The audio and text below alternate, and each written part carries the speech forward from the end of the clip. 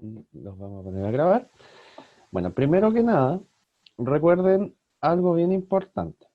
Eh, Hay un sector dentro de nuestro cerebro que es súper importante. Bueno, en realidad aparte de todo el cerebro es importante, pero hay una parte que es extremadamente importante, que es esta que está pintada en rojo, ¿sí acá? Que es el eje que se llama hipotálamo-hipófisis, ¿ya? El eje hipotálamo-hipófisis es uno de los ejes más importantes de nuestro cuerpo porque es el que regula la secreción de prácticamente todas las hormonas del cuerpo, ¿ya? Obviamente no todas, pero sí una gran cantidad de hormonas reguladoras de otras se secretan desde acá. Entonces, este lugar, el eje hipotálamo hipófisis, es pero extremadamente importante. Lo vamos a ver con más detalle en una diapo que sigue. Ahí le vamos a poner un zoom más grande. Pero por ahora lo que me interesa es que ustedes sepan eso como antecedente. Bueno, el hipotálamo es una parte de una estructura del cerebro que se llama tálamo, ¿sí? En la parte más de abajo se llama hipotálamo, por eso hipo, está por abajo del tálamo, eh, que tiene que ver, bueno, con hartas cosas como por ejemplo, es un lugar muy importante de integración tanto del sistema nervioso como del sistema endocrino, porque el hipotálamo se encarga, por ejemplo, del control de la temperatura, del control de la saciedad, desde cuando tienen hambre, cuando ya no tienen hambre, en fin. Más adelante cuando veamos sistema nervioso ahí lo vamos a conversar con más detalle.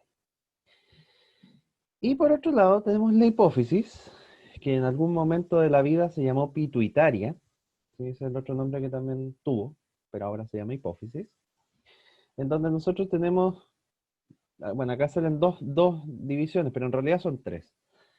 Lo que pasa es que dos son muy parecidas, y ahora lo vamos a conversar. Tenemos la hipófisis anterior, que se llama adenohipófisis.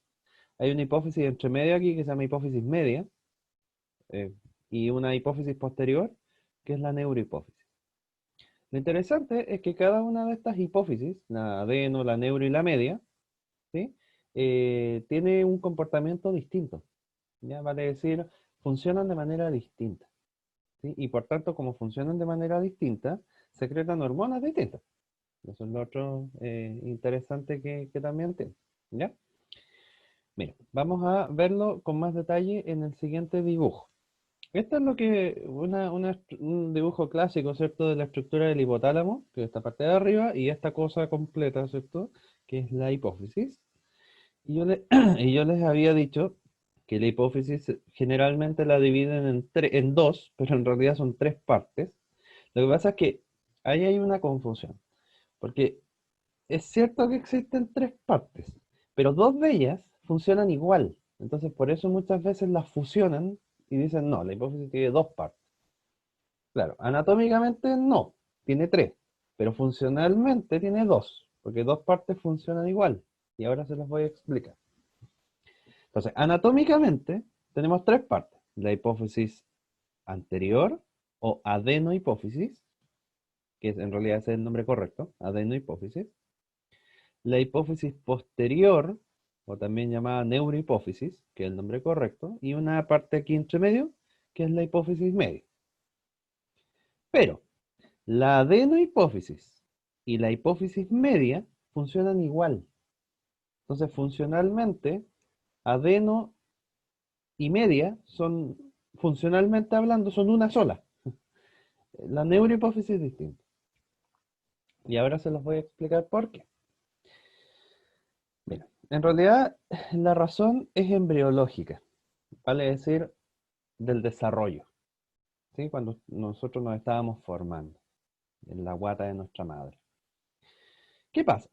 Que resulta que si bien es cierto la hipófisis es una sola estructura, el origen embrionario de la adenohipófisis y la hipófisis media es distinto al origen embrionario de la neurohipófisis. Son orígenes, raíces distintas, ¿sí? ¿Cuál es la diferencia? Quizás esto no se los van a preguntar en la BSU, lo más probable es que no. Pero sí es importante que lo tengan como antecedente para que entiendan por qué funcionan como funcionan. ¿ya? Yo una de las cosas que creo que me destaco como profe es hacerlos pensar de por qué las cuestiones funcionan como son y son como son, porque generalmente uno, bueno, los colegas muchas veces enseñan, ¿cierto? Así como las cuestiones como un dogma, así. Esto es así, esto es así, aquí, allá y ya. Y todo el mundo, pero yo creo que cuando uno se cuestiona el por qué las cuestiones funcionan como funcionan, creo, yo al menos creo que uno entiende más de para dónde van las cuestiones, porque uno logra cuestionarse y dice, ah, entonces por eso es así. Y entonces, más que nada, por eso es lo que esta explicación random que les doy. Bueno, la adenohipófisis y la hipófisis media, ¿sí? Tienen un origen embrionario que es un origen endocrino, ¿ya? La hipófisis media y la hipófisis, la vamos a poner acá, ¿cierto? La adenohipófisis. La vamos a escribir completo, pero entienden que adeno es de adenohipófisis, ¿cierto? Y la hipófisis media, ¿sí? Tiene un origen que es endocrino. ¿Qué significa que sea un origen endocrino? Se preguntarán ustedes. ¿Y qué es lo importante de esto, más allá del nombre? Esto es lo importante. Que un origen endocrino significa que acá se sintetizan y se secretan hormonas. En otras palabras, en palabras fáciles, la adenohipófisis y la hipófisis media son una fábrica de hormonas. Por eso se dice se sintetizan, se hacen, se construyen. ¿Sí? La adenohipófisis es una fábrica, y la hipófisis media también, es una fábrica de hormonas. Entonces, acá se construyen hormonas y se secretan esas hormonas a través de la sangre. Estas cosas que ustedes ven aquí son vasos capilares, ¿cierto? Donde finalmente después se secretan, ¿cierto? Todas estas hormonas y caen al torrente sanguíneo. Pero, lo vamos a poner por acá, la neurohipófisis tiene un origen nervioso. Vale decir, la neurohipófisis es parte del sistema nervioso. ¿A qué me refiero con esto? A que la neurohipófisis, su estructura está conformada principalmente por neuronas. ¿Se fijan? Por neuronas que proyectan desde el hipotálamo. Fíjense. Las neuronas proyectan desde el hipotálamo hasta acá. Entonces, ¿qué significa esto? ¿Cuál es la gracia de esto? ¿O qué es lo que implica que tenga un origen nervioso? Que la neurohipófisis no sintetiza nada. La neurohipófisis solamente secreta. La neurohipófisis lo único que hace es liberar hormonas. Pero uno podría preguntarse, bueno, si la neurohipófisis lo único que hace es liberarla, en algún lugar se tienen que haber formado, ¿cierto? ¿Dónde se formaron esas hormonas que se liberan a través de la neurohipófisis? Fíjense en las axones de estas neuronas. ¿Dónde se formaron? Estarán en el hipotálamo. Por lo tanto, las neuronas que secreta la neurohipófisis solamente se secretan a través de la neurohipófisis. Pero ¿dónde se crearon esas neuronas, esas hormonas? Esas hormonas se sintetizaron, se crearon en el hipotálamo. ¿Ya? Por tanto, la neurohipófisis solamente secreta hormonas que previamente han sido constituidas, han sido creadas, han sido sintetizadas acá arriba, en el hipotálamo. Y eso es súper importante que lo sepan. ¿Ya? Por tanto, ahí entienden ya por qué una sintetiza y secreta y la otra por qué secreta nomás. ¿Ya? Eso es algo importante que tienen que tener claridad en los hechos, ¿cierto? Y para que no se confundan, ¿cierto? Y lo tengan muy clarito, ¿vale? Ya, ahora, después de que tenemos ya listo y entendido más o menos cuáles son los orígenes embrionarios y las características que cada uno tiene, ahora tenemos que aprender cuáles son las hormonas que salen de aquí, ¿cierto? Bueno, entre la adenohipófisis y la hipófisis media salen 6 hormonas. 6. ¿Cuáles son? Estas que están acá. Fíjense. La adenohipófisis secreta la hormona del crecimiento, que se llama GH, ¿cierto? Ground Hormone, ¿cierto? La hormona del crecimiento, la prolactina, que es la PRL, la hormona estimulante de la tiroides, la TSH, la hormona adenocorticotrofina, que es la ACTH, la hormona luteinizante, la hormona folículo estimulante. Desde todas estas se sintetizan y se secretan en la adenohipófisis. O sea, todas estas se crean aquí y se salen y se secretan desde aquí mismo. ¿Ya? Por otro lado, tenemos la neurohipófisis, donde solamente se secretan la antidiurética o vasopresina, que también se llama, y la oxitocina. Pero estas hormonas, su origen es acá arriba, es hipotálamo. Hipotálamo las creó, pero se liberan a través de la neurohipófisis. Y falta la hipófisis media, perdón, y falta la hipófisis media acá, que no sale, si se fijan, se la vamos a anotar acá, ¿cierto? Como hipófisis media, es media, y desde este lugar se secreta solo una hormona, se sintetiza y se secreta solo una hormona, que se llama la hormona estimulante de los melanocitos. Y esa es la MSH, la hormona estimulante de los melanocitos. Entonces, aquí tenemos, ¿cierto?, nuestro resumen en donde nos agrupa, ¿cierto?, las hormonas que salen desde acá, que se sintetizan y se secretan en la adenohipófisis, que son la hormona del crecimiento, la prolactina, la hormona estimulante de la tiroides o tiroestimulante, la hormona adenocorticotrofina, la hormona luteinizante, la hormona folículo estimulante, y desde acá, desde la neurohipófisis, solamente dos que se secretan, que se sintetizan en hipotálamo, pero se secretan a través de la neurohipófisis, que son la antidiurética y la oxitocina, y desde la hipófisis media, ¿cierto?, la que se sintetiza y se secreta, que es la hormona estimulante de los melanocitos. Importante es que todas estas hormonas que están presentadas en esta lámina, todas son de naturaleza proteica. ¿Sí? Y por tanto, si son de naturaleza proteica, recuerden cómo viajan en el plasma y dónde tienen su receptor. Acuérdense que eso lo vimos en la clase pasada. Acuérdense que toda hormona proteica, ¿cierto?, viajaba en el plasma sola, porque era hidrofílica, pero tenía el receptor en la membrana acoplado a la proteína G. Entonces, todas estas hormonas que están presentadas acá, todas son iguales en ese sentido. Todas viajan igual. Todas viajan solas y todas tienen un receptor acoplado a la proteína G. ¿Ya? Eso es importante que lo tengan ahí anotado y lo entiendan. ¿Ya? Súper relevante. Bien. ¿Qué otra cosa es importante que ustedes sepan? Otra cosa importante que ustedes sepan, o que tienen que saber, es que el hipotálamo, que está acá arriba, es el que controla a la hipófisis, pero no controla a toda la hipófisis, sino que controla endocrinamente solamente a una parte de la hipófisis. El hipotálamo controla neuroendocrinamente acá, a la adenohipófisis. ¿Ya? El hipotálamo controla neuroendocrinamente acá, a la adenohipófisis. Y ahora lo vamos a ver con más detalle, ¿vale? El hipotálamo entonces controla neuroendocrinamente a la adenohipófisis. Obviamente no a la neurohipófisis porque no, hay una conexión directa, ¿se fijan?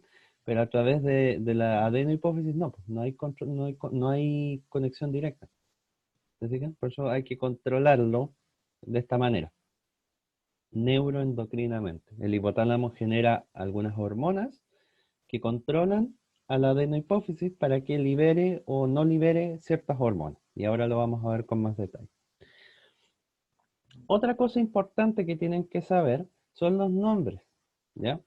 La hormona del crecimiento, o GH, también se le llama, tiene otro nombre, se llama somatotrofina, ¿ya? Ese es el otro nombre que tiene, somatotrofina. La prolactina es la prolactina, la hormona estimulante de la tiroides, también tiene otro nombre, se llama tirotrofina, ¿sí? Esa es la tirotrofina. Esta es la adenocorticotrofina, que esa no tiene otro nombre. Y estas dos la hormona luteinizante y la hormona folículo estimulante forman una familia, por así decirlo, las dos, que se llaman las gonadotrofinas. ¿Ya? Ese es el nombre que tienen estas dos, ¿ya? Las gonadotrofinas. Importante también es saberse esos nombres porque podrían, ¿cierto?, aparecer en alguna pregunta con ese otro nombre y si uno no lo sabe, ¿cierto?, no sabe cómo contestarlo, ¿cierto? Porque no sabe de qué me están hablando y de repente uno sí sabe cómo funciona, pero simplemente por una cosa de nombre, ¿cierto? No cacho de qué me están hablando y puedo tener una pregunta fácil, mala. ¿Te fijas? Eso es importante que lo maneje. ¿Ya? ¿Dudas? ¿Consultas? ¿Algo por el estilo? ¿Queda clara la idea de lo que estamos hablando? ¿Sí? ¿No? ¿Más o menos? ¿Queda más o menos clara la idea? Oh, maldición. Disculpe. Ok, bacán. Ya, perfecto. Muy bien. Bueno, entonces, teniendo eso en la cabeza, ¿cierto? Y recordando esto, y de verdad tratando de recordarlo, de que saquenle una foto si quieren, para que lo tengan ahí como presente, ¿cierto? Porque de esto nos vamos a seguir el resto de la clase, lo vamos a tener así como un antecedente importante. Vamos a continuar ahora hablando un poquito de hipotálamo y después vamos a ir viendo una por una qué hace cada una de estas hormonas, ¿vale? Así que voy a dejar de compartir o sea, voy a pausar la grabación un segundo. Ya, fíjense. Vamos a partir por el hipotálamo, ¿ya? En el hipotálamo, acá, ¿cierto? En el hipotálamo, yo les dije que el hipotálamo controlaba a la adenohipófisis, ¿cierto? Ese era el lugar, ¿cierto? Donde se controlaba y donde se controlaba mucho, ¿cierto? El hipotálamo controlaba la hipófisis, pero en realidad no a toda la hipófisis, sino que a la adenohipófisis o hipófisis anterior. Por su parte, el hipotálamo genera dos clases de hormonas. Las hormonas que se llaman RHs y las hormonas que se llaman IHs. Las hormonas RH significan en inglés release hormone, o sea, las hormonas liberadoras. ¿Ya? Hormonas liberadoras. Y las IH, en inglés significa inhibitor hormone, o sea, las hormonas inhibidoras. ¿Ya? Hormonas inhibidoras. ¿Cuál es la diferencia entre una y otra? Que cuando el hipotálamo genera alguna hormona RH, cuando esa hormona RH llega a la adenohipófisis, estimula la liberación de otra hormona. Las hormonas RH siempre estimulan la liberación de otra hormona. En cambio, las hormonas IH, cuando llegan a la adenohipófisis, inhiben la liberación de otra hormona. O sea, hacen que no se liberen más. Ahora lo vamos a ver. Vamos a hacer una tablita. Bueno, acá está, no sé si tal vez podemos hacerlo aquí mismo. Fíjense, el hipotálamo genera, y estas son las hormonas que genera el hipotálamo. La TRH, si se fijan, RH, RH, RH, RH, esta es la GHIH, y la dopamina es la PIH, ¿sí? Si ustedes se fijan, fíjense, TRH, CRH, GNRH, GHRH, GHIH y la PIH. Y también hay otra más acá, que no está anotada acá, que es la PRH. ¿Ya? Ok, entonces estas son las hormonas que secreta el hipotálamo. Entonces con otro color, no sé si a ustedes les gustan anotar igual, pero yo al menos con código de colores creo que es más sencillo. Con otro color, vamos a poner acá adenohipófisis, ¿sí? Vamos a hacer, ¿a qué hormona, o sea, a qué eh, hormona estimula esta cosa cuando llega a la adenohipófisis, ¿vale? Eso es lo que vamos a hacer. Vamos a hacer unas flechitas hacia abajo para decir, esto estimula a tal hormona. Ya, mira. La TRH significa hormona liberadora de la tirotrofina. Eso significa esa T, hormona liberadora de la tirotrofina. ¿Quién era la tirotrofina? La TSH, ¿cierto? Entonces, cuando el hipotálamo genera TRH y esa TRH llega a la adenohipófisis, la adenohipófisis entiende que tiene que empezar a secretar TSH. ¿Se fijan? Es como el aviso. Cuando el hipotálamo genera TRH, esa TRH llega a la adenohipófisis, la adenohipófisis le entiende, hay TRH. ¿Qué tengo que hacer? Secretar TSH. ¿Se fijan? Eso es lo que hace. Estimula, ¿cierto?, la secreción de TSH en la adenohipófisis. La CRH es la hormona liberadora de la corticotrofina. ¿Quién era la corticotrofina? La ACTH. Mismo caso anterior. Cuando el hipotálamo genera esto, la adenohipófisis entiende que tiene que empezar a generar esto. La GnRH es la hormona liberadora de las gonadotrofinas. ¿Quién eran las gonadotrofinas? Eran dos. La FSH y la LH. Cuando el hipotálamo genera esto, GnRH, esa GnRH llega a la adenohipófisis, entiende que tiene que empezar a secretar FSH y LH. Esto es fácil, por cierto, la hormona liberadora de la GH, obviamente esta va a ser liberar GH. La somatostatina, o también llamada GH-IH, es la hormona inhibidora de la GH, o sea, la que hace que ya no se genere más GH. Cuando el hipotálamo genera esto, ¿cierto? GH-IH, esa GH-IH llega a la adenohipófisis y la adenohipófisis dice, ya no genero más GH, porque esta es la inhibidora de ella.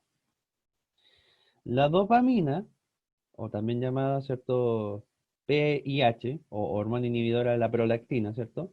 Lo que hace es inhibir la secreción de prolactina. Y la PRH lo que hace es estimular la secreción de prolactina. Ahí están todas las hormonas de hipotálamo y también lo que hacen cuando llegan a la adenohipófisis. Se estimulan o se inhiben, ¿cierto?, la liberación de cierta hormona, ¿verdad?, a nivel de adenohipófisis. ¿Queda clara la idea? A lo mejor es enredado en nombres, sí, lo entiendo, pero créanme que no es tan difícil. Yo encuentro otras cosas un poco más complejas en biología que esto. Aparte, bueno, lo más complejo aquí tal vez son los nombres, pero bueno, yo no le pongo los nombres a esto, porque como a quién le echamos la culpa, pero es importante, ¿cierto?, que manejen esta tabla, no sé cómo llamarlo, ¿cierto?, para que lo mantengan, lo copien, ojalá, o le saquen una foto, como quieran, eh, para que no lo olviden, ¿ya? Porque es bien, bien relevante tener esto en la cabeza, ¿ya? De hecho, les voy a pedir, si es posible, que saquen una foto de esto mismo, lo mantengan ahí en su celular o como quieran, porque de esta manera vamos a poder seguir, ¿cierto?, más rápido y más fácil en las hormonas que vamos a empezar a conversar, ¿vale? Cuando tengan alguna duda, por favor, me preguntan. Sí, existe una hormona que estimula la MSH, sí, pero no está muy bien descrita. Por lo tanto, como no está muy bien descrita, no se toma en cuenta, ¿ya? Por eso no, no la pongo, ¿ya? Pero sí existe un factor. No es propiamente tal igual que estos, pero también existe un factor ahí que estimula la secreción de MSH. ¿Mm? Bien, ¿queda clara la idea? Más o menos, la idea que hemos conversado hasta ahora. ¿Se entiende?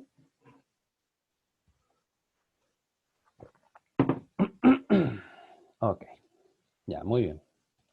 Cuando se dudas, me pregunto. Bueno, ahora bueno, ahí hay una tabla que dice exactamente lo mismo que hemos conversado, así que no es eh, relevante pararnos a mirar. Aquí es lo que les conversaba en antes. Fíjense, el hipotálamo tiene una conexión directa con la neurohipófisis. Entonces, las hormonas que se secretan por la neurohipófisis son las hormonas que se generaron en el hipotálamo, porque hay una conexión directa, ¿se fijan? En cambio, Con la adenohipófisis hay una conexión indirecta, porque el hipotálamo genera unas hormonas, que acuérdense que eran las RH o las IH, esas van a llegar a la adenohipófisis y dependiendo si es RH o IH, va a estimular o inhibir a la adenohipófisis para que genere otra hormona. ¿Se fijan? Es un camino con un relevo. ¿Ya? Igual es importante esa diferencia, ¿cierto? Hay conexión directa entre hipotálamo y neurohipófisis, pero hay una conexión indirecta entre hipotálamo y adenohipófisis. Y la diferencia entre estas dos conexiones es el origen embrionario. Recuerden que este tiene neurohipófisis, ¿cierto? Tiene un origen embrionario nervioso. Y adenohipófisis, ¿cierto? Tiene un origen embrionario que es endocrino. ¿Sí? Importante que mantengan, ¿cierto? Esa diferencia en mente. Bueno, vamos a empezar a conversar ahora de las hormonas, como dice ahí, sintetizadas y secretadas por la adenohipófisis. Vamos a ir una por una. Y la primera que vamos a ver es la hormona adenocorticotrofina, adenocorticotrophin hormone, ¿cierto? La ACTH. Bueno, la hormona adenocorticotrofina o corticotropina, que es lo mismo, ¿ya? Sí, da lo mismo esa terminología. Yo les voy a enseñar en realidad un método que usaba yo cuando era estudiante para estudiar hormonas, ¿ya? Y aprendérmelas de mejor manera. A mí me resultaba, no sé a ustedes, pero se los comparto para que lo tengan, ¿ya? A mí me era sencillo escribir lo siguiente. Yo escribía hipotálamo,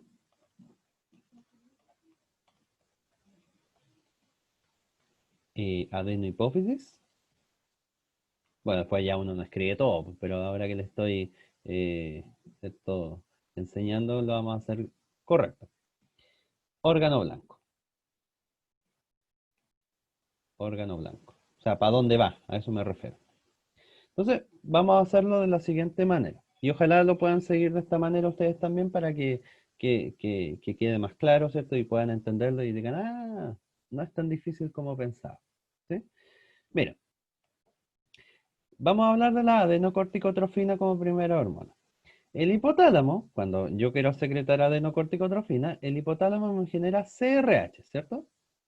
La CRH lo que hace es estimular, ese más, ¿cierto? Desde ahora en adelante se va a significar estimular, ¿cierto? Y el menos va a significar inhibir. ¿Ya? Es importante que lo tengan ahí clarito ese código. Entonces, CRH va a estimular a la adenohipófisis a liberar ACTH. Esa ACTH va a viajar y va a tener como órgano blanco la corteza de la glándula suprarrenal. ¿Ya? La corteza de la glándula suprarrenal. Y cuando llegas a la corteza de la glándula suprarrenal, la ACTH va a estimular a que la corteza de la glándula suprarrenal libere una hormona que se llama cortisol. Entonces, cuando yo quiero secretar ACTH, la ACTH no se secreta sola. Tiene que venir algo del hipotálamo que estimule la secreción de ella. Entonces, el hipotálamo genera CRH, esa CRH estimula a la adenohipófisis a liberar ACTH, la ACTH estimula a la corteza de la glándula suprarrenal a liberar cortisol. Bueno, todavía no vamos a entrar en detalle de qué hace el cortisol y qué es el cortisol y todo lo demás, porque eso lo veremos y tendremos una clase más adelante para entender lo que hace el cortisol como tal. Pero solamente les puedo decir que este eje es súper relevante en el estrés. De hecho, el cortisol es la hormona del estrés, ¿ya? Es la hormona que se secreta en condiciones de estrés, ¿ya? Porque es súper importante para aumentar el metabolismo, en fin, de diversas cosas. Entonces, eh, de hecho, este eh, eje se llama el eje HPA, le llaman, de hipotálamo, pituitaria, adrenal, porque la corteza de la glándula suprarrenal también se le llama corteza adrenal. Entonces por eso le dicen el eje HPA. Pero bueno, eso es un detalle. ¿Queda claro entonces cómo funciona la ACTH? ¿Sí? ACTH, ¿cierto? Liberación, primero que nada, de CRH desde hipotálamo, eso estimula la secreción de ACTH, la ACTH estimula a la corteza suprarrenal, y esa corteza suprarrenal estimula la liberación de cortisol cuando le llega ACTH. ¿Queda claro? Ahí está lo mismo, pero en dibujito. ¿Cierto? Es lo mismo, nada más que está en inglés, pero es lo mismo. ¿Se entiende la idea de cómo está organizado esto? Ok. Entonces, de esta manera, ¿cierto? Tenemos y es importante que sepan, ¿cierto? Que se libera, ¿cierto? ACTH. Todavía no vamos a entrar en detalle de qué es lo que hace el cortisol. Solamente les estaba contando que de eso se encargaba el cortisol, pero todavía no hemos visto, ¿cierto? En detalle como tal. Y eso más adelante lo veremos. Bien. Ok. Entonces.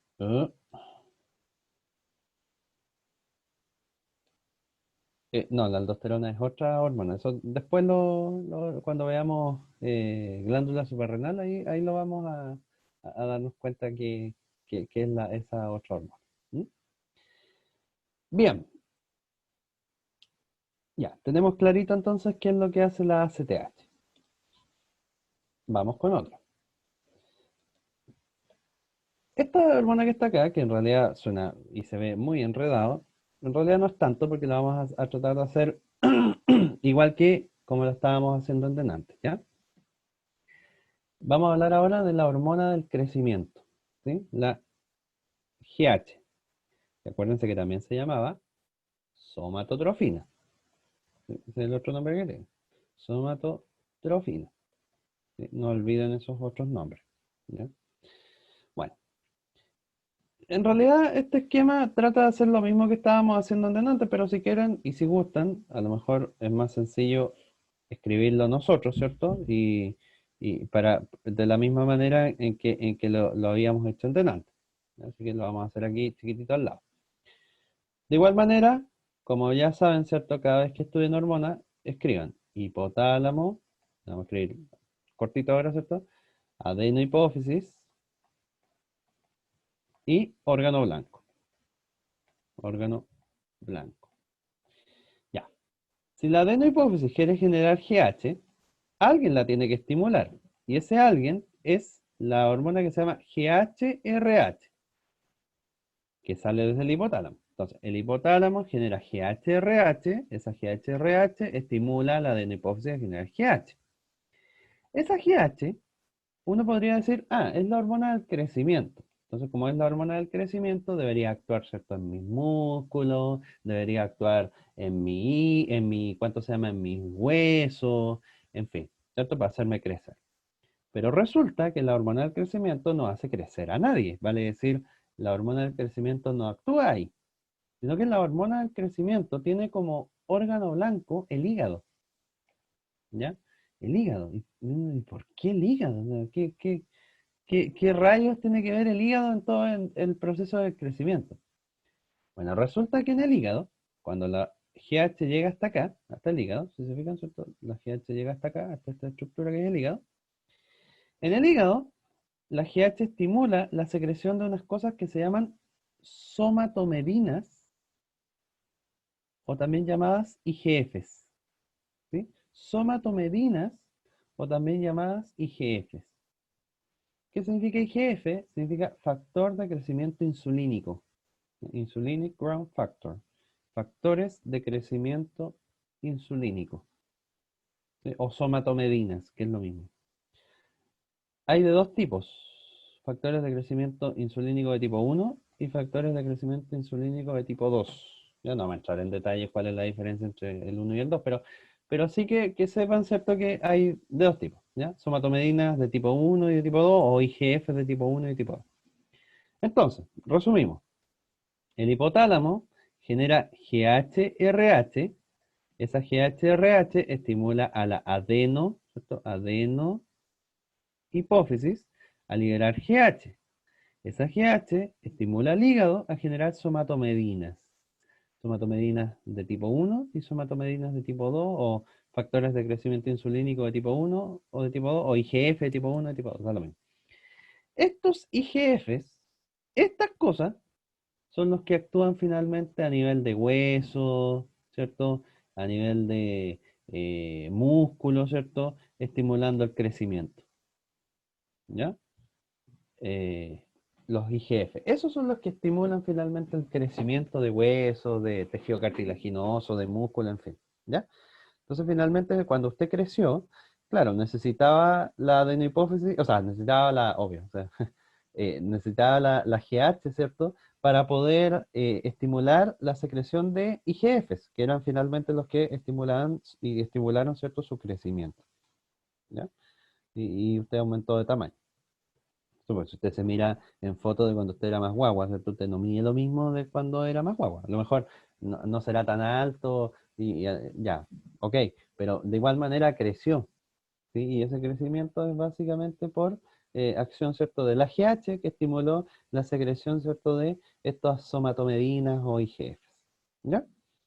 Otra cosa importante que necesito que ustedes sepan es que la GH, además de hacer esto, de estimular, ¿cierto?, la generación de somatomedinas, otra cosa importante que hace la GH, que lo voy a anotar acá, ¿ya? No es que la somatomedina lo haga, sino que la GH, sino porque soy muy estúpido y no le puse espacio a esto, entonces por eso no lo voy a anotar acá abajo.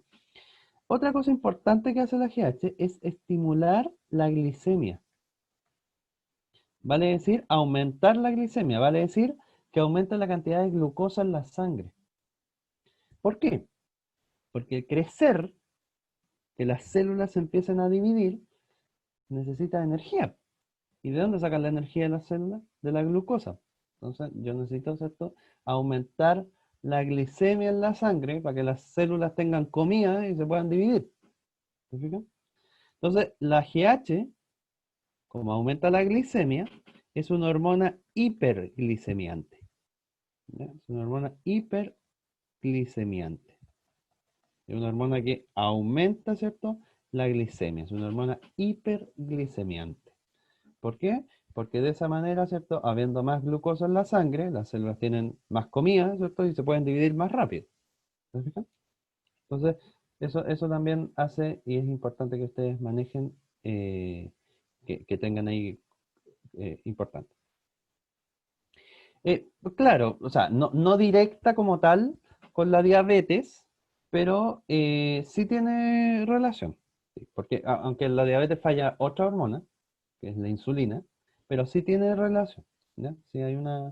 Eh, sí hay una relación importante. De hecho, eh, las personas que tienen algún problema, ¿cierto?, en la generación de GH, por ejemplo, tienen mucha generación de GH, tienen problemas de diabetes, justamente porque aumenta demasiado su glicemia, ¿ya? Eh, Eso, ¿ya? Entonces, si resumimos, ¿cierto? La GH hace dos grandes cosas. Lo más importante, ¿cierto? Lo primordial es estimular al hígado a que genere somatomedina o IGF, ¿cierto? Para estimular el crecimiento. Y lo otro que hace indirectamente es estimular la glicemia, o sea, aumentar la glicemia para que haya más glucosa en la sangre y las células tengan comida, ¿cierto? Y se puedan dividir. O sea, es una hormona hiperglicemiante. Como usted no crece toda la vida, ¿cierto? En algún momento esto se tiene que detener. Tiene que parar la secreción de GH. Entonces, cuando ya usted no crece más, y lo vamos a hacer con otro color, con rojo, ¿ya? Para decir así como la inhibición, ¿cierto? Cuando usted ya no quiere crecer, o sea, no es que no quiera crecer más, pero si su cuerpo ya le dice que no más, ¿cierto? El hipotálamo genera somatostatina. ¿Y quién era la somatostatina? La somatostatina es la GH-IH, la hormona inhibidora de la GH. Entonces, cuando el hipotálamo genera somatostatina, GH-IH, que es lo mismo, esa inhibe a la adenohipófisis. Entonces, ya se inhibió la adenohipófisis, entonces la adenohipófisis ya no genera más GH. Si ya no hay GH, ya nadie estimula el hígado. Si ya nadie estimula el hígado, ya no hay somatomedina. Si ya no hay somatomedina, entonces usted no crece más. Entonces, esa es la idea. Cuando se genera GH y H, se inhibe la adenohipófisis. Si se inhibe la adenohipófisis, ya no hay más GH. Si no hay más GH, ya no hay más estimulación al hígado. Si no hay más estimulación al hígado, no hay más somatomedina. Si no hay más somatomedina, no hay más crecimiento. Entonces, es importante que ustedes sepan, y eso de verdad que es relevante, que si bien es cierto, es eh, preponderante que ustedes sepan que, eh, ¿cuánto se llama? Que la generación de GH baja con la edad, ¿cierto? No es que eh, sea cero, no sé si me explico. O sea, disminuye con la edad. Ustedes tienen un pic, que es en la niñez y primeros tiempos de la adolescencia, donde las GH ustedes son una bola de GH. ¿Cachai? Entonces, están llenos de GH porque ustedes se pegan un crecimiento increíble, ¿cierto? En muy poco tiempo. Casi así como de un día para otro, ¿cierto? Ustedes son tremendos pescados. Bueno, la cosa es que ya, ahí ustedes tienen alta la cantidad y este eje, ¿cierto? Está muy activado, permitiendo obviamente el crecimiento. Pero eso no es toda la vida, porque uno ya llega a una altura y esa altura uno después ya no crece más. ¿Se fija? Que es más o menos a la edad que ustedes tienen, 18, 17 años, ¿cierto? Más o menos ya es como el fin del crecimiento en estatura. Entonces usted ya quedó chico, quedó nomás, pues ya no va a pasar, no va a aumentar más de tamaño. El punto es que eso implica que la GH se va a cero. O sea, ya se genera esto y esto mantiene inhibida la GH el resto de la vida. En parte sí, en parte no. Porque la GH sí se sigue generando, pero muy bajita cantidad. ¿Eso quiere decir que existen lugares del cuerpo que siguen creciendo? Claro que sí. Ejemplo, las manos, ejemplo, los pies, las orejas, la nariz, en fin, siguen creciendo en tamaño. No sé si se han dado cuenta, pero los abuelitos, ¿cierto? Tienden a tener las orejas grandes, ¿cierto? Y es por eso, porque siguen aumentando de tamaño con la edad. ¿Ya? Por eso es una característica interesante de ellos. ¿Mm? Eh, eso es importante. ¿Ya? ¿Queda claro más o menos entonces cómo funciona la GH? ¿Queda más o menos entendido el sistema de cómo funciona? ¿Sí? ¿No? ¿Más o menos?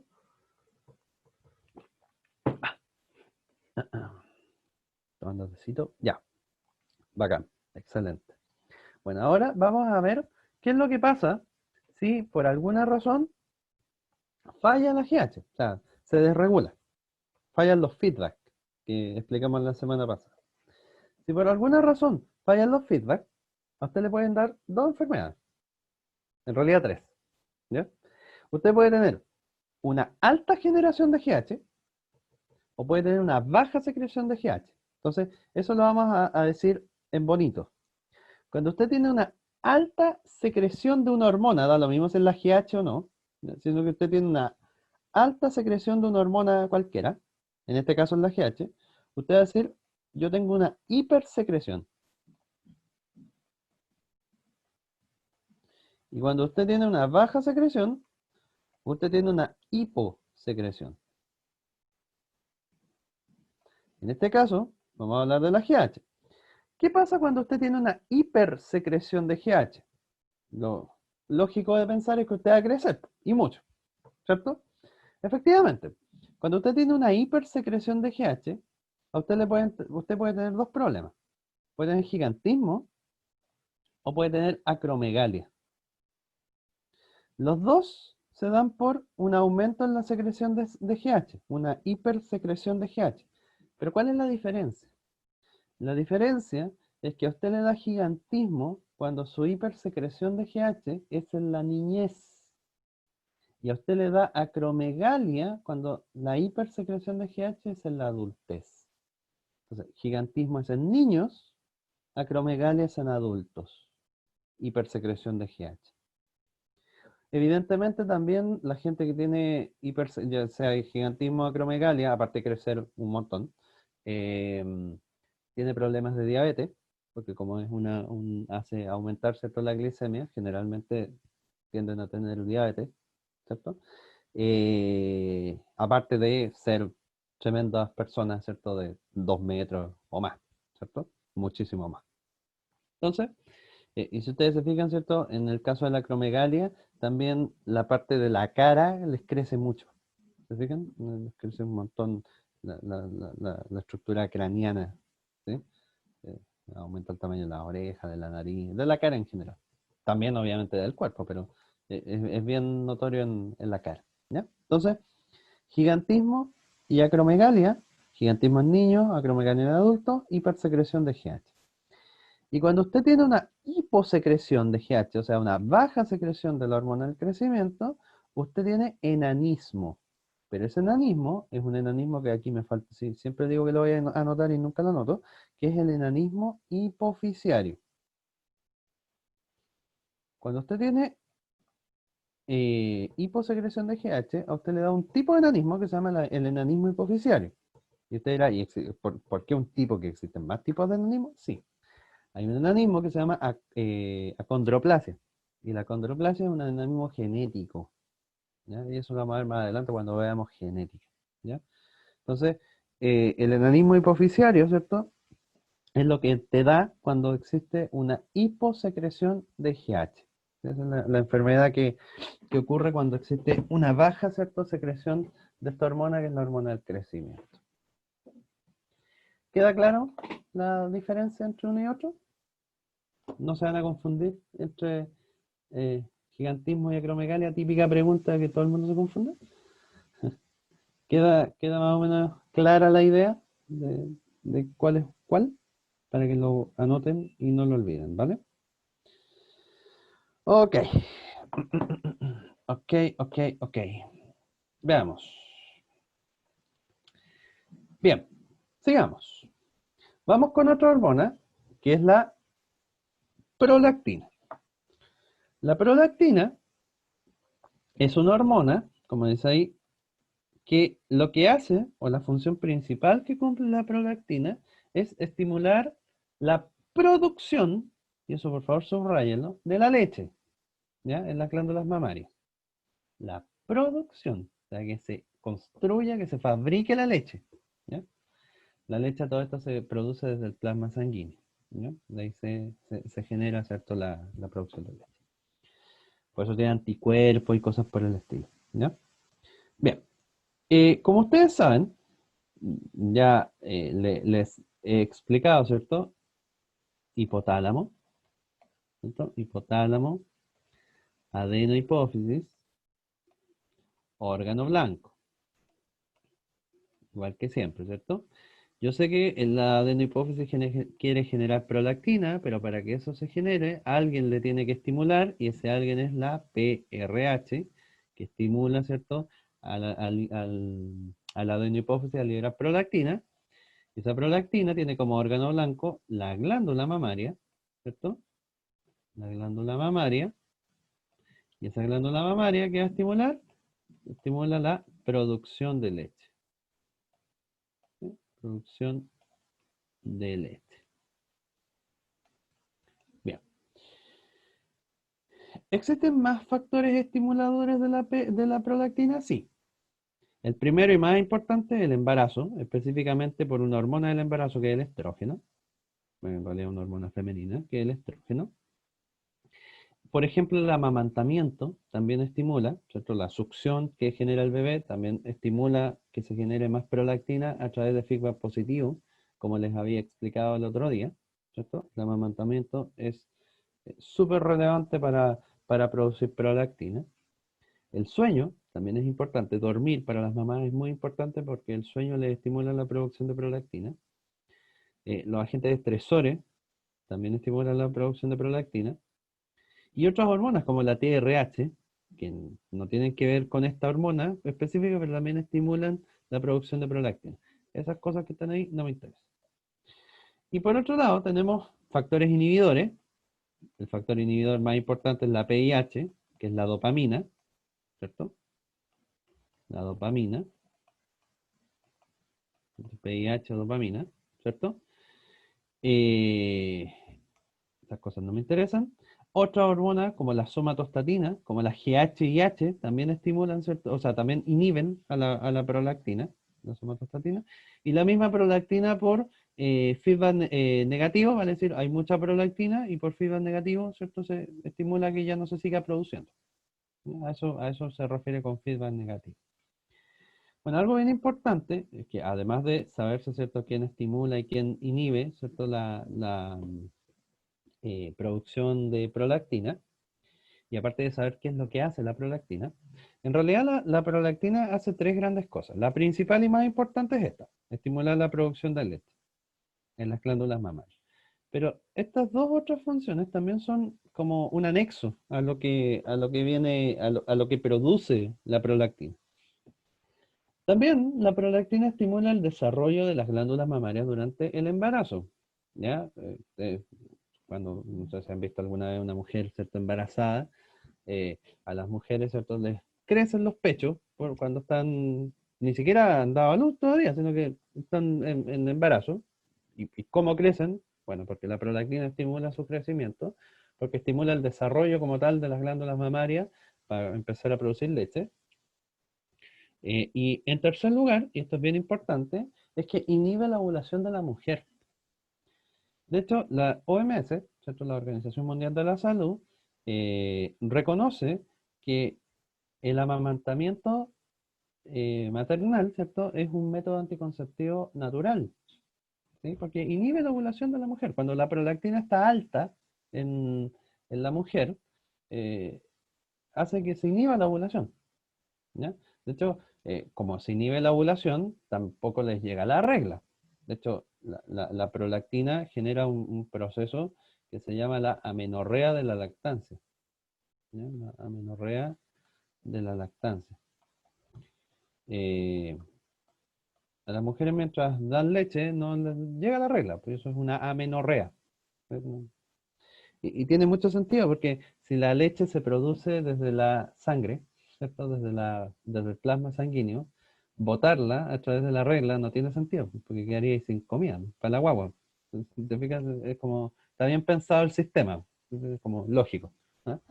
Eh, sí, el día que Diosito, ¿cierto?, hizo esto, supongo, estaba bien inspirado cuando, cuando quiso hacer este sistema así como que funcione bien.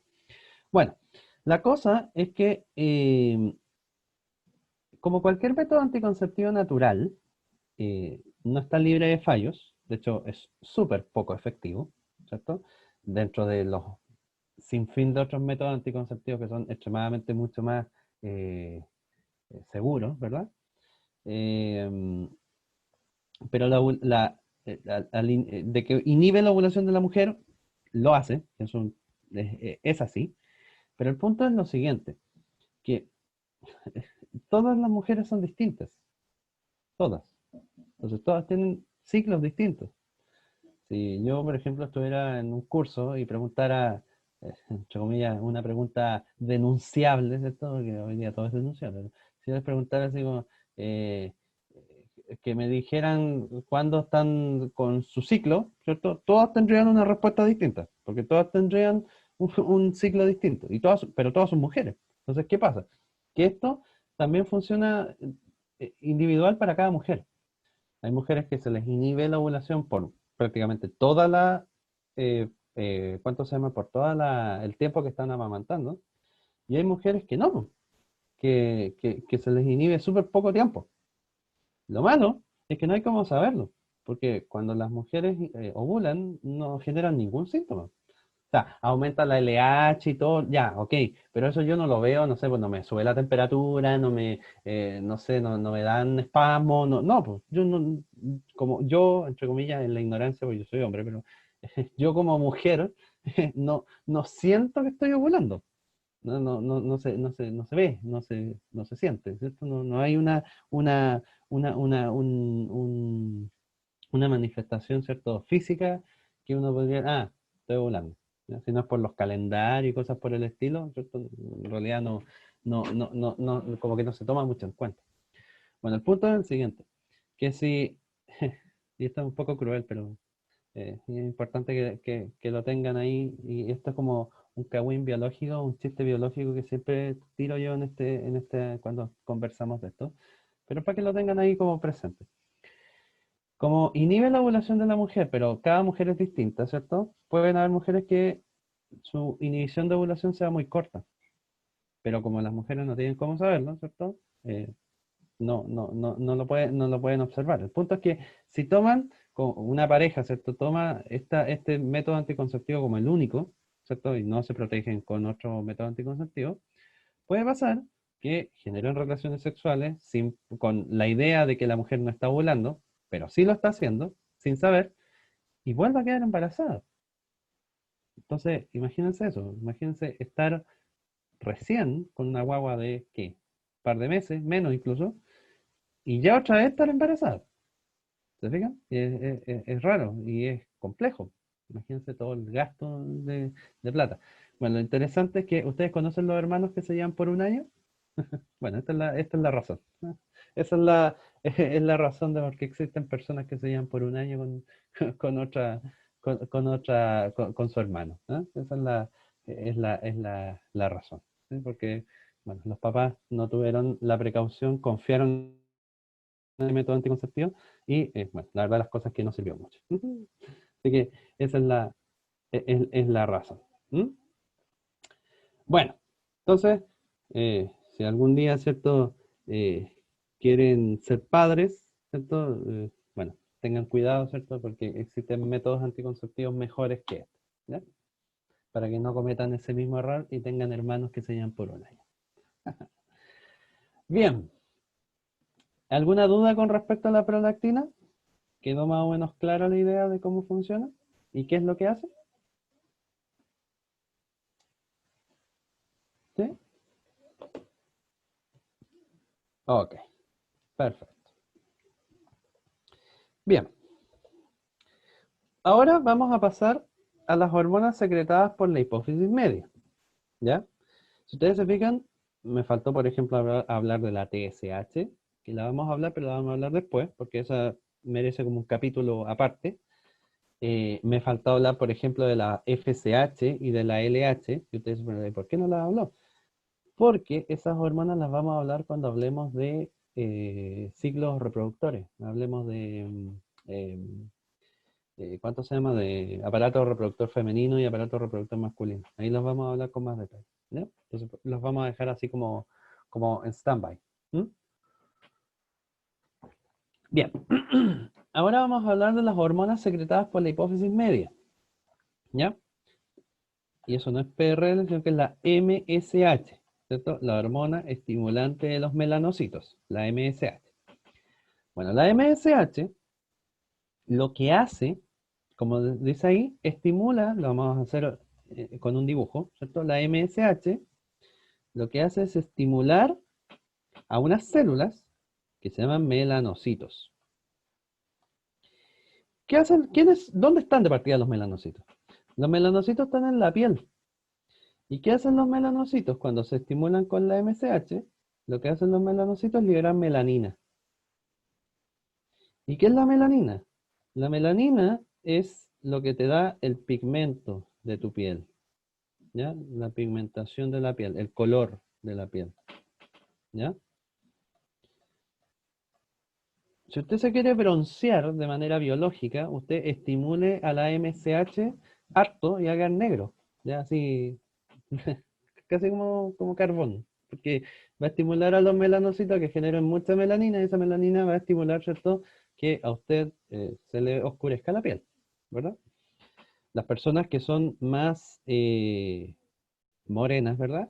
Eh, en general, ¿cierto? No es que tienen un poco más, ¿cierto?, de generación de MSH que las personas que son un poco más blancas, ¿cierto?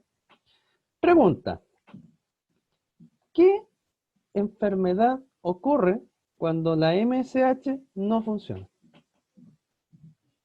¿Cómo se llama la enfermedad que ocurre cuando las personas no tienen secreción de MSH? El albinismo, exactamente. Exactamente, Emilio, exactamente. El albinismo es la enfermedad que se produce cuando las personas no tienen secreción de MSH y por tanto quedan blancas.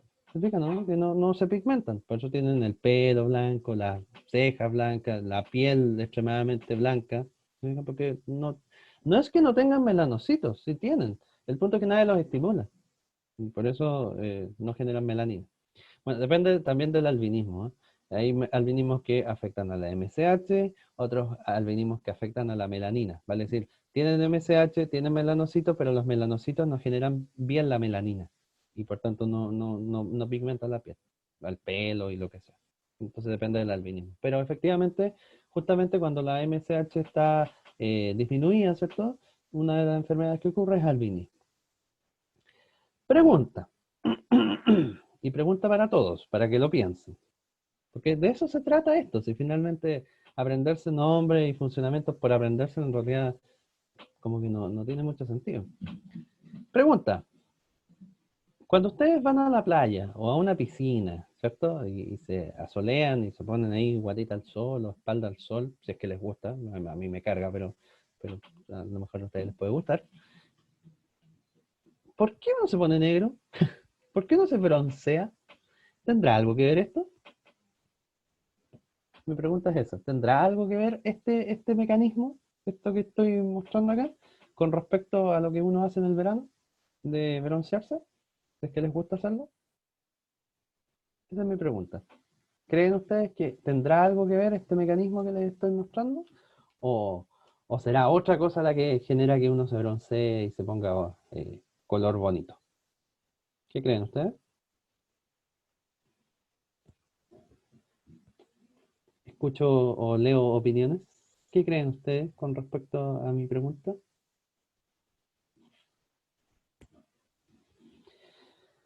A ver.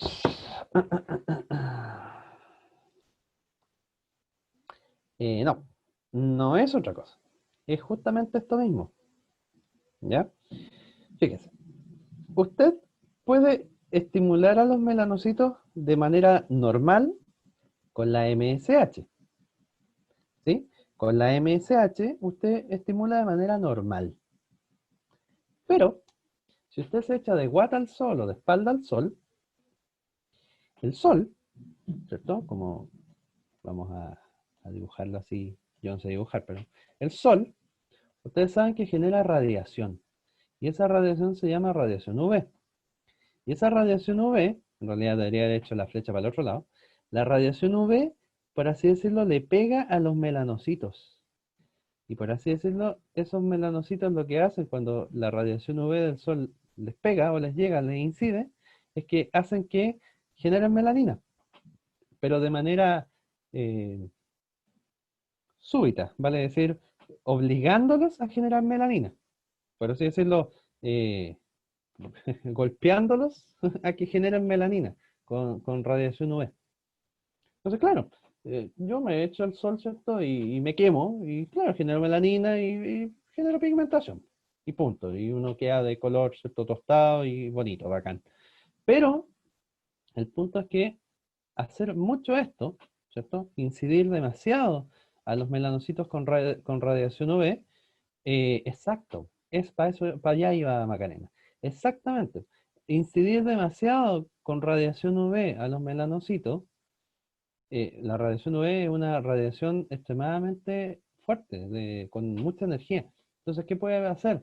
Puede traspasar la membrana plasmática del melanocito, puede pasar todo el citoplasma, puede pasar la carioteca, vale decir, la membrana del núcleo, y llegar adentro del ADN, y pegarla al ADN, y generar mutaciones.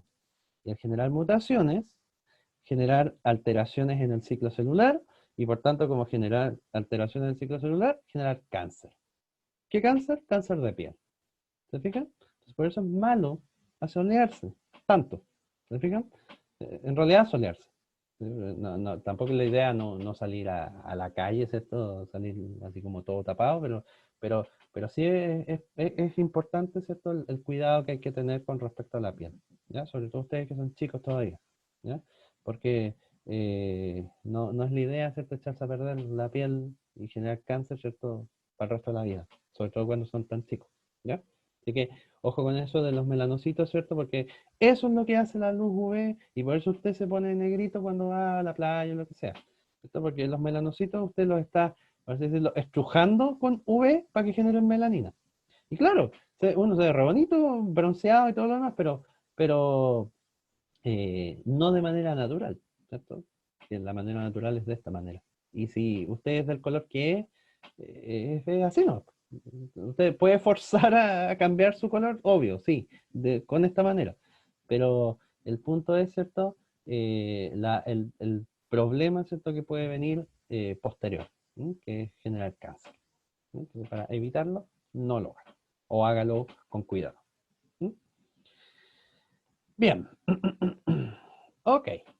¿Se entiende entonces más o menos cómo funciona la MSH, ¿no?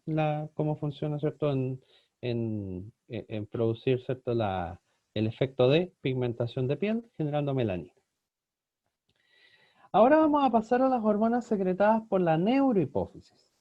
Y acuérdense que les pongo secretadas porque se secretan solamente. Pero acuérdense que se sintetizan en el hipotálamo, ¿cierto?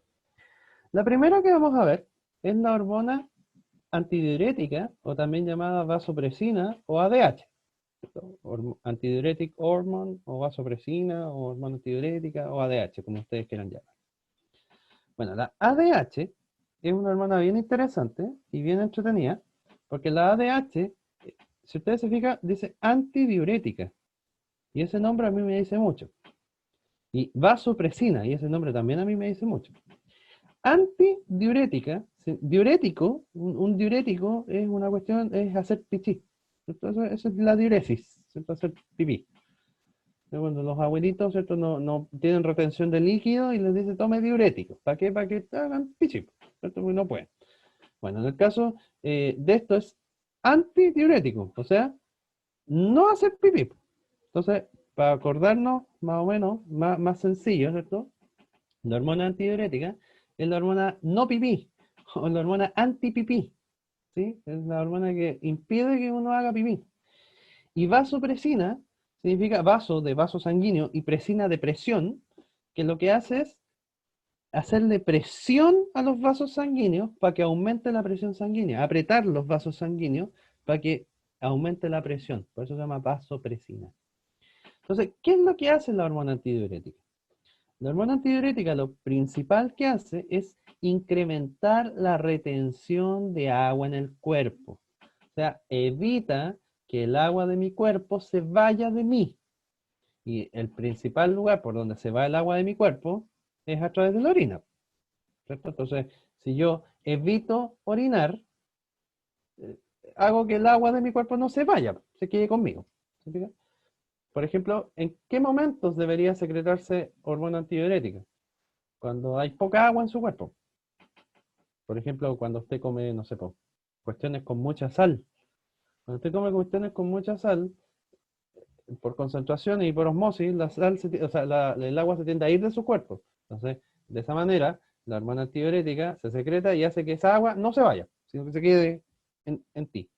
¿Te fijas? Cuando no tomas agua, en fin, cuando tienes sed, ¿cierto? Haces que evites, ¿cierto? La pérdida de agua porque obviamente el agua es súper importante en todos los procesos biológicos, entonces eh, no puede no estar presente en el agua en nuestro cuerpo. Entonces, lo que hace la hormona antidiurética principalmente es incrementar la retención de agua en mi cuerpo, ¿cierto? Disminuye el volumen de la orina. La hormona antidiurética funciona a 3 lugares, y eso lo vamos a ver acá. Es el mismo mono, pero más grande, para que lo veamos con más detalle.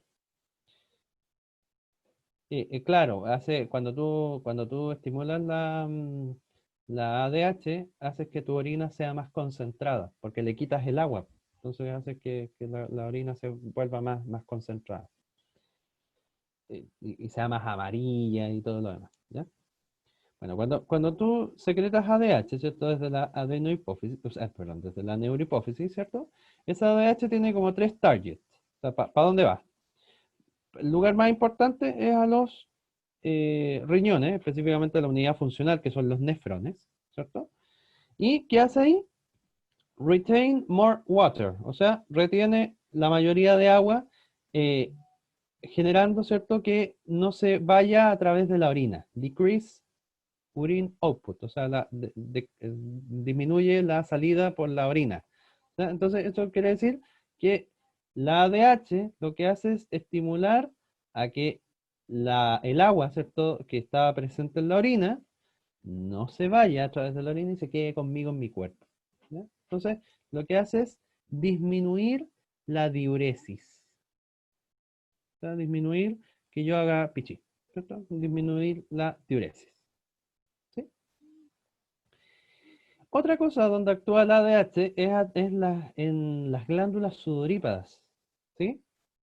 En las glándulas sudorípadas, obvio, porque el sudor también es agua. Y si yo quiero que el agua no se vaya de mi cuerpo, lo que hace el ADH es que inhibe a las glándulas sudorípadas para que usted ya no sude y por tanto deje de perder agua. ¿Se fija, no? Si usted suda, ¿cierto? Está perdiendo agua. Y usted lo que quiere es no perderla. ¿Qué hace el ADH? Inhibe a las glándulas sudorípadas para que ya no siga sudando usted y no pierda más agua. Y lo otro que hace es que estimula a las arteriolas, ¿cierto? A su vasoconstricción. O sea, estimula la vasoconstricción y por tanto acuérdense del ejemplo que yo les daba en Ciencias de la Salud. Cuando usted aprieta un vaso, es lo mismo que apretar un vaso sanguíneo, ¿cierto? Es lo mismo que apretar... no lo hemos visto todavía. No, estoy confundido con el otro colegio. Cuando usted piensa en una manguera con agua, ¿cierto? Que usted está regando, ¿cierto? Si usted aprieta la manguera, el chorro sale más lejos, ¿no? Porque aumenta la presión. Ya, pues pasa lo mismo acá. Si usted aprieta un vaso sanguíneo, la sangre que va adentro aumenta la presión. Y eso se llama vasoconstricción. ¿Y para qué sirve la vasoconstricción? Para aumentar la presión sanguínea. ¿Cierto? Para aumentar la presión sanguínea. Es lo mismo. ¿Sí? Cuando usted está regando el patio, ¿cierto? Y aprieta la manguera, el chorro sale más lejos. Y no es porque salga más agua, sino que es porque usted disminuyó el área y por tanto como disminuyó el área aumentó la presión. Y por tanto el chorro sale más lejos. Pasa lo mismo en los vasos sanguíneos. Si usted aprieta el vaso sanguíneo, disminuye el área y por tanto disminuye el área, aumenta la presión. En este caso no es agua, sino que es sangre. Entonces, ¿qué hace la ADH? Tres cosas. Disminuye la diuresis a nivel de los riñones, inhibe a las glándulas sudorípadas, hace que usted ya no sude más, y aumenta la vasoconstricción y por tanto también aumenta la presión sanguínea. Esas son las tres grandes cosas que hace, ¿cierto?, la hormona antidiurética. ¿Ya? Para que lo anoten y lo tengan y no lo olviden. ¿Capichi? Para que lo tengan por ahí y no lo olviden. ¿Sí? Ok. ¿Queda claro más o menos lo que hace la ADH? ¿Se entiende más o menos lo que la función que cumple la ADH? Sí. Ok, perfecto. Bueno, ¿qué pasará entonces si falla? Siempre a mí me gusta hacer fallar las cosas. ¿Qué pasaría entonces si la persona por alguna razón tuviera una falla en la ADH? Por ejemplo, tuviera muy poca ADH. Si usted tiene muy poca ADH, a usted le ocurre un tipo de diabetes que se llama la diabetes insípida. La diabetes insípida ocurre cuando hay una hiposecreción de ADH. Cuando hay una hiposecreción de ADH, o sea, una muy baja secreción de ADH, ¿cierto? Ocurre esta enfermedad que se llama diabetes insípida. ¿Cuáles son los síntomas clínicos de una persona con diabetes insípida? Si tiene poca secreción de ADH, ¿cierto? Y la ADH lo que hace es retener el agua en mi cuerpo. Si no está la ADH, o hay muy poca, no puedo retener el agua en mi cuerpo. Entonces estas personas, ¿cierto? Toman agua y hacen pichí. Al tiro. Son como un tubo. Toman agua, toman algo con líquido y lo eliminan inmediatamente. Son como un tubo. No pueden retener el agua en el cuerpo, ¿cierto?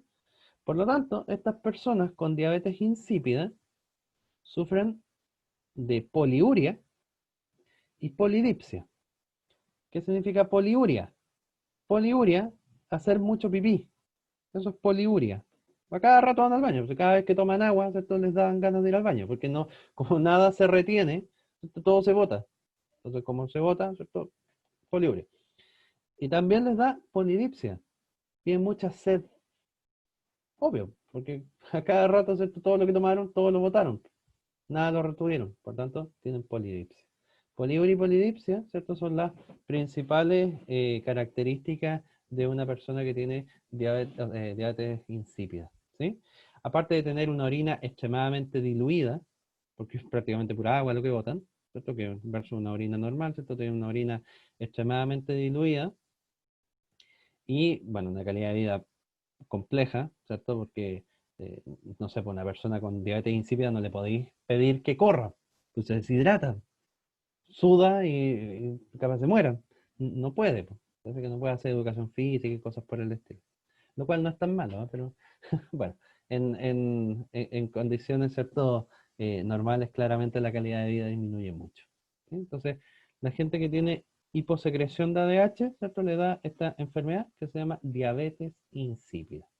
Característica de la diabetes insípida, poliuria y polidipsia. Esta no tiene que ver con la diabetes, la otra de la glucosa, no, es otro tipo de diabetes, que se llama diabetes insípida, ¿ya?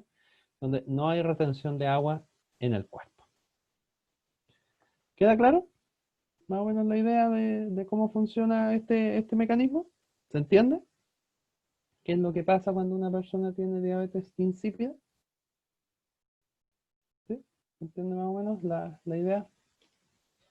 Ok, muy bien. Clarito como el agua del pipí de un diabético insípido, ¿cierto? Ya, muy bien. Y la otra hormona y última que vamos a conversar el día de hoy es la oxitocina, ¿ya? La oxitocina es una hormona que también se secreta desde la neurohipófisis, ¿verdad? Y lo que hace es estimular la eyección de la leche de las mamas. Ojo, y no confundir con la prolactina, porque la prolactina, ¿qué hace? La prolactina estimula la producción. En cambio, la oxitocina estimula la eyección, o sea que esa leche que se produjo ahora salga. Eso es lo que hace la oxitocina. Y típica pregunta que generalmente se confunde, ¿ya? La oxitocina genera eyección de la leche, que salga, ¡pum!, para afuera, ¿ya? Y lo otro es que estimula las contracciones uterinas en el parto, porque actúa a nivel de los músculos de acá del útero, generando contracciones, ¿ya? Entonces, tiene dos targets o dos órganos blancos bien importantes, que son las glándulas mamarias, ¿cierto? Generando la eyección de la leche, y también el útero, generando las contracciones. Cuando a las mujeres, ¿cierto?, les llega la regla, también tienen harta oxitocina, porque también hay contracciones aquí del músculo uterino para botar el endometrio, ¿cierto? Y por eso, ¿cierto?, se generan contracciones y duele, ¿ya?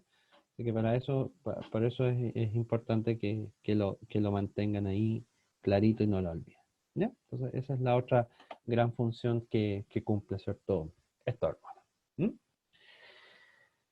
Y bien, pues, eso por hoy.